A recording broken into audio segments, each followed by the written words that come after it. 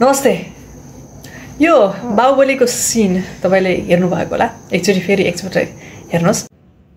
देवसेना, क्या तुम्हें अपने अपराध के बारे में कुछ कहना है?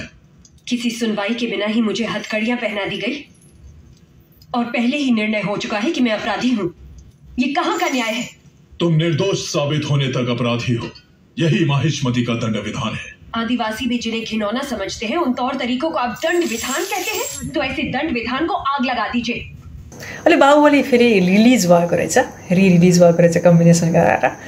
यहाँनिर चाहिँ देवसेनालाई जजमेन्टलको लागि या न्याय सम्बन्धी प्रक्रियाको लागि जब भल्लालदेवलाई एज अ जजको रूपमा हेरौँ होइन, उसको अगाडि ल्याइन्छ, त्यति बेला भल्लालदेवले अलरेडी देवसेनालाई के भनेको छ त भन्दाखेरि तिमी अपराधी हौ, तिम्रो अपराध त्यो अपराध चाहिँ तिमी निर्दोष छौ भन्ने प्रमाणित नभएसम्म चाहिँ तिमी अपराधी नै गनिनेछौ भन्ने किसिमले ट्रिट गरिएको छ, जसको सशक्त विरोध चाहिँ हाम्रो देवसेनाले पनि गरेकी छन्।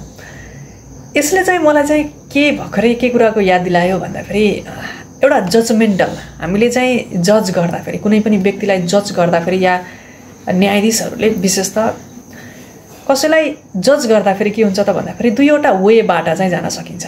एउटा चाहिँ जसरी भल्लालदेव गयो कि तिमी अपराधी नै हौ, तिमी यहाँ आइसक्यौ, तिमी अपराधी नै हौ, तिमी आफूलाई निर्दोष छौ भनेर जतिसम्म प्रमाणित गर्न सक्दैनौ त्यतिन्जेलको लागि तिमीलाई अपराधीकै रूपमा ट्रिट गरिन्छ भन्ने एउटा भयो भने अर्को तरिकाबाट जुन हाम्रो संविधानमा पनि छ, न्याय सम्बन्धी हकहरूमा पनि उल्लेख गरिएको छ र मूलतः धेरै देशहरूमा जजमेन्टलको लागि यो प्रोसेस यो तरिकाबाट हुन्छ, यो सेकेन्ड वेबाट कि तिमीले गरेको कसुर अझैसम्म प्रमाणित भएको छैन, त्यसैले तिमीलाई कसुरदार चाहिँ मानिने छैन है भन्ने किसिमले गइन्छ।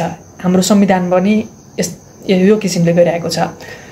दोस्रो वेबाट जाँदाखेरि के भयो त भन्दाखेरि ठुला कसुर गरेका मान्छेहरू पनि फुस्किन सक्ने सम्भावना छ, किनकि कानुनले सबैलाई साट्न सक्दैन हैन।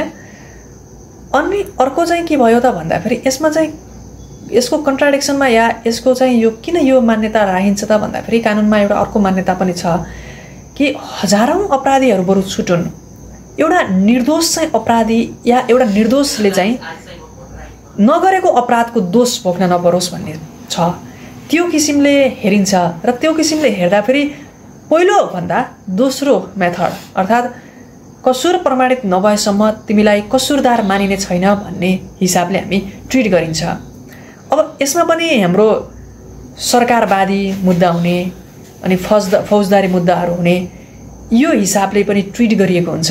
तर हामीले यसले चाहिँ के देखाउँछ त भन्दाखेरि मान्छेको प्री एजम्पसन चाहिँ कस्तो छ त, एउटा जजको प्री एजम्पसन कस्तो हुन्छ, हामीले कोही व्यक्तिप्रति गरिने पूर्वधारणा फ्री एजम्पसन हैन, त्यो के छ त भन्दाखेरि अब जसै भल्लालदेवको किसिमले सोच्ने कि हैन तिमी चाहिँ यहाँ आइसक्यौ, तिमी हिरासतमा बसिसक्यौ, तिमी थुनामा छौ, तिमी पूर्वपक्षमा बसिसकेका छौ या बस्नेवाला छौ, यहाँ या कुनै वेले तिमी यहाँ अदालतसम्म आइसकेका छौ, तिमी अपराधी नै हौ, तिमीले आफू निर्दोष छौ भन्ने प्रमाणित नभएसम्मको लागि तिमीलाई अपराधी नै हौ भन्ने ट्रिट गर्ने कि ठीक छ